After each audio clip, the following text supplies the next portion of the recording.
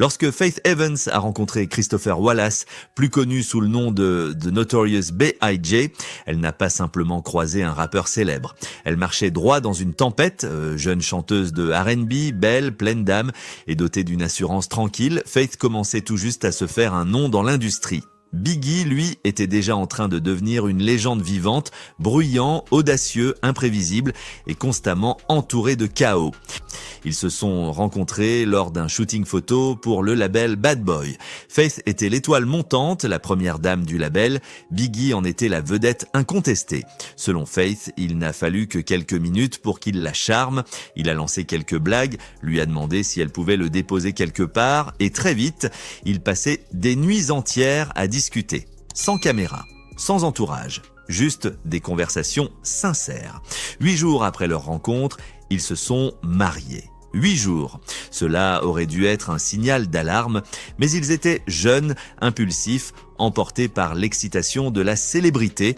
Le monde du hip-hop ne savait pas trop quoi penser de cette union. Biggie, le rappeur roi de Brooklyn, et Faith, la chanteuse R&B polie et formée au gospel.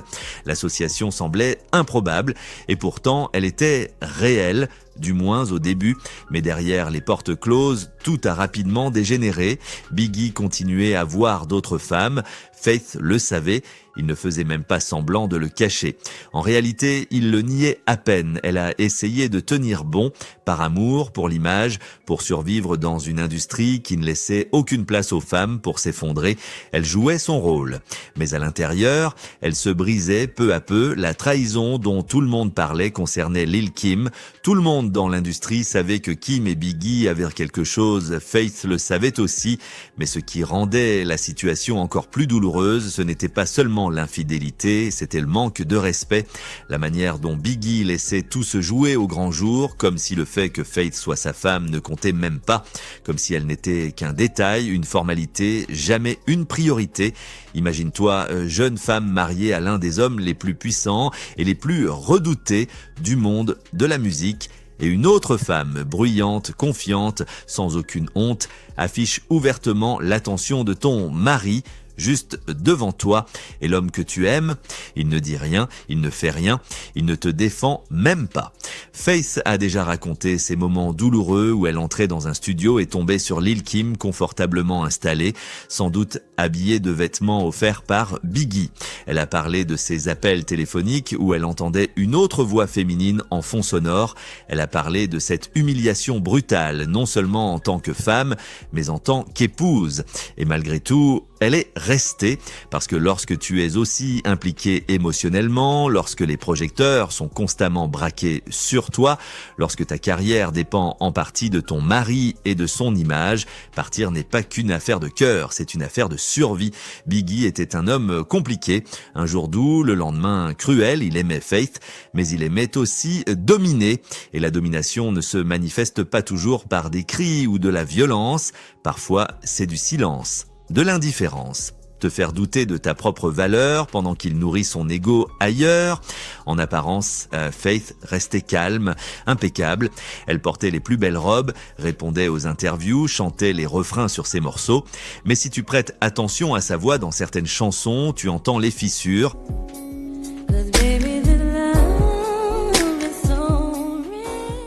Si tu lis entre les lignes de son autobiographie, tu y verras une femme qui s'efface, lentement et écrasée par le poids d'un homme trop grand, trop instable pour être contenu.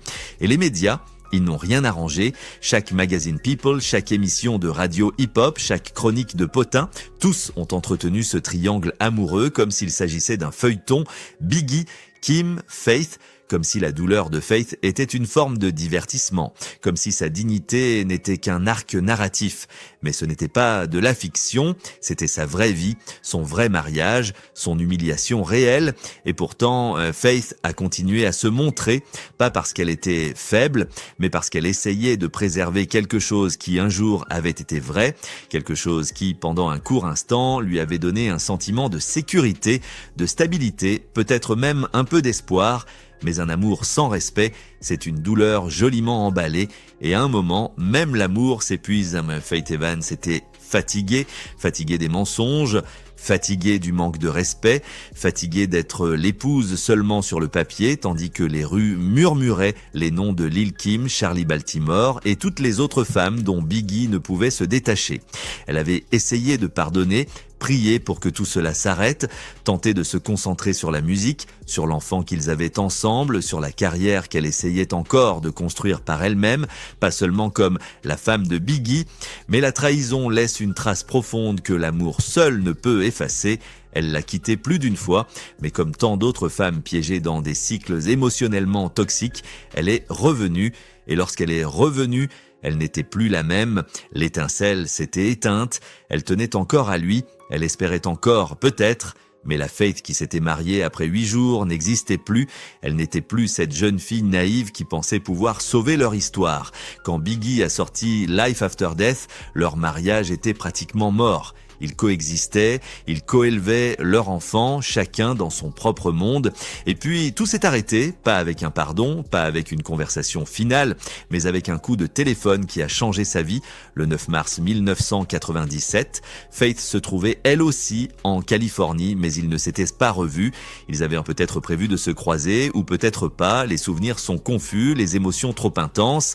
Mais une chose est certaine, cette nuit-là, à Los Angeles, Biggie a été abattu. Et tout ce que Faith n'avait jamais eu le courage de dire, tout ce qu'elle avait tenté d'endurer, s'est effondré dans une vague de chagrin, de colère et de silence. Soudain, l'homme qui l'avait tant blessé est devenu un martyr, une légende. Sa musique passait en boucle, des fresques murales en son honneur apparaissaient dans les rues, des concerts hommages étaient organisés, le monde du hip-hop l'a élevé au rang de roi, et Faith, elle a dû faire son deuil en public pour un homme qui l'avait rendu invisible en privé. Imagine-toi debout aux funérailles de l'homme qui a brisé ton cœur, à qui l'on te demande de chanter, de pleurer, de sourire comme si tout avait été parfait. Faith a interprété I'll Be Missing You, non seulement pour Biggie, mais pour toutes les parties d'elle-même qui étaient mortes dans ce mariage.